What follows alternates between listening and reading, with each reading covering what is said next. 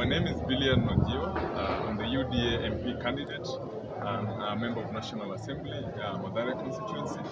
We've been following up on the process here at the tallying center. We've had serious issues concerning the process. We've been able to raise some of the issues, but our plea have not been addressed well. Our lawyer has been here since yesterday to address some of the issues. Part of it is St. Teresa's primary school, where they recorded that I had 0 votes, yet on form 34A I had 176 votes. Yes, last night we stopped the counting process because there were 21 ballot boxes that were interfered with. Today morning, there were also allegations that there were some ballot boxes that were found at a tallying center. You've seen what has happened inside. There's no consistency in the process. So what we are saying, first of all, I want to address my supporters to remain calm. I think the people have the right to elect the leader they want, but when it comes to a point where the process is manipulated, then there are legal channels that we're going to follow. So from next week, our lawyer is going to work on this, and we have enough evidence to support our case. So I think the election is as free and fair as the process. So if we are doubting the process, if we have issues with the process, then now that will be addressed at the national level. So next week, we are not conceding because we've not lost free and fairly. In fact, we've not lost, because if they can record that at St. Teresa's primary school, where is my stronghold, the outgoing member of parliament has more votes than me, then now we will ask the court, we do the recounting and we do the retallying plus the KIMS kits. As we speak now, there are KIMS kits that are missing, so they should be able to tell us why are the KIMS kits missing. When we were inside there, you could see, you know, they even the leads of the member of parliament. It means somebody was trying to do something in a hurry. They've been able to misplace the leads of the member of parliament's ballot box and the presidential. So there are serious questionable issues that have to be addressed. But now for me it's just to address my supporters and to tell them that we are not conceding because we won this election. And I urge them to remain calm. The next process will be handled by our lawyers in court. Thank you so much.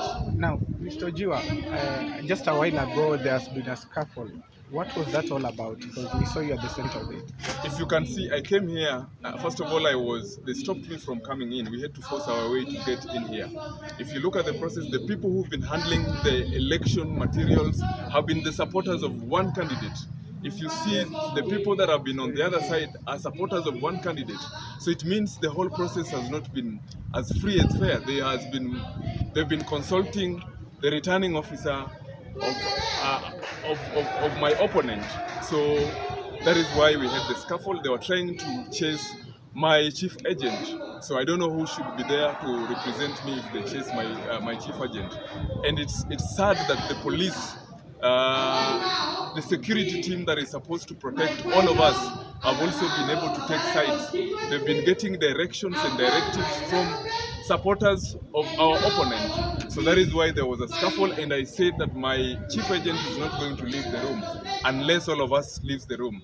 Right now I'm withdrawing all my agents because we don't trust the process that is going on there.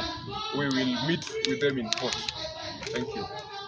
My second question will be, there have been allegations over last night as from 2 to 3 a.m. that there were some ballot papers that were being banned. Have you heard anything about that, and what is the situation? Yes. We have evidence of the ballot papers that were being banned last night. We expect the RO also, when we go to court, to produce the occurrence book, which had the reports, including the banning of the ballot papers and other evidences, which include the POs that were arrested last night. We want to know if they were really arrested, and the people who are trying to open the ballot boxes, whatever was done to them, were they recorded at the OB, or there's nothing that was done to them. So we have a case, and we are going to push the case. Okay. That's enough, right? Okay, just before you go, observing this whole process, there have been issues in terms of rejected votes. There was a debate with what constitutes a rejected vote. For example, if someone marks a tick on your face, some POs were looking at that as an illegality because it was not in the allocated box for ticking. So it was do you think these situations affect your votes? And how do you think these issues should be I think addressed? the whole process affected my vote. For us, what we're going to demand is the retallying, the recounting of the votes, because some of the returning office, the POs have also left. The returning officer has been trying to look for the people who are supposed to work under her. She doesn't know where they are, and yet they should be here to assist her. So for us, what we are saying, I think there are many issues which we call the process around this election. So our lawyers been here since yesterday, monitoring, collecting evidences, and we think we have enough evidence to put together so that the people of Mathare should be given a chance to elect the leader that they want. No imposing of leaders. Thank you. Thank you so much. Maybe are you doing anything maybe to stop the announcement of illegality? We tried last night, but they continued with the counting process. Unfortunately, the court can't issue a court order to stop the process. So we have to wait for the process to be done so that we now can present our case in court. So that is why, otherwise we would have already stopped the process that is going on here.